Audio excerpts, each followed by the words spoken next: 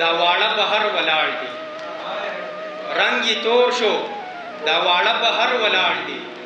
سو خالونه ستا د مخ په نمر ولاړ دي رنګ یې تور شو دا واړه بهر ولاړ دي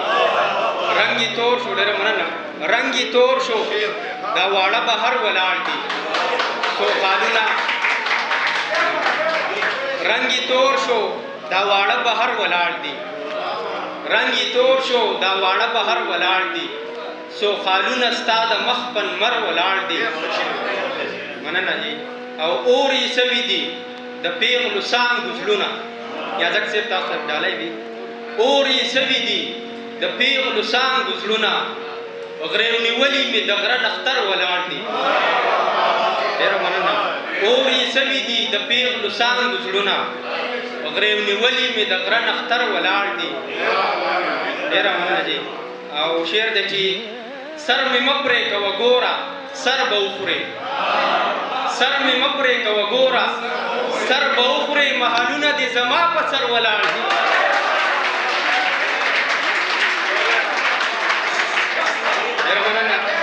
سر مې مه پرې کوه ګوره سر به وخورې سر مې مه پرې کوه ګوره سر به وخورې محلونه دې زما په سر ولاړ دي او چې ته ما پرېږدې او زه د مینې لاره چې ته ما پرېږدې او زه د مینې لاره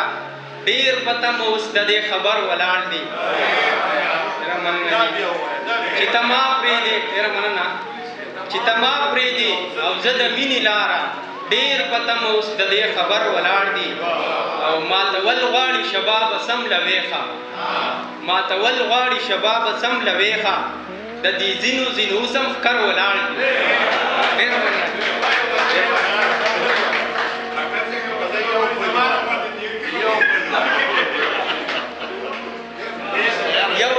یو شعر دی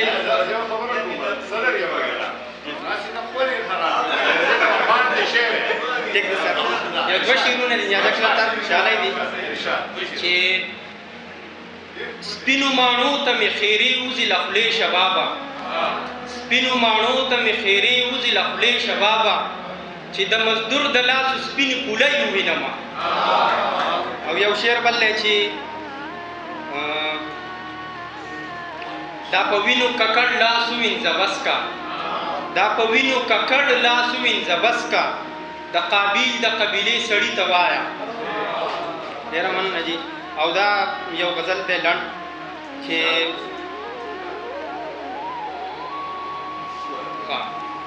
زړونه زړونه پاتې نه دي زمانې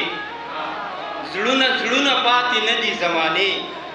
د خوړ شنه کاڼي تې ښه دي زمانې او په لفظونو سکوم ویني د ځیګر په لفظونو سکوم ویني د ځیګر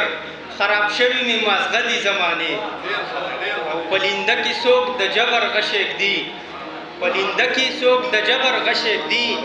او هدف یې پښتانه دي زمانې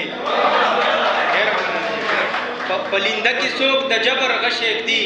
او هدف یې پښتانه دي زمانې لاس یې ښکلي دي پاسته هم دي منم لاس یې ښکلي دي پاسته هم دي منم ګزارونه یې درانه دي زمانې او زندگی لگه ترخه ده د شباب زندگی لگه ترخه ده د شباب خو یاران یې ډېر خواږه دي زمانې ډېره مننه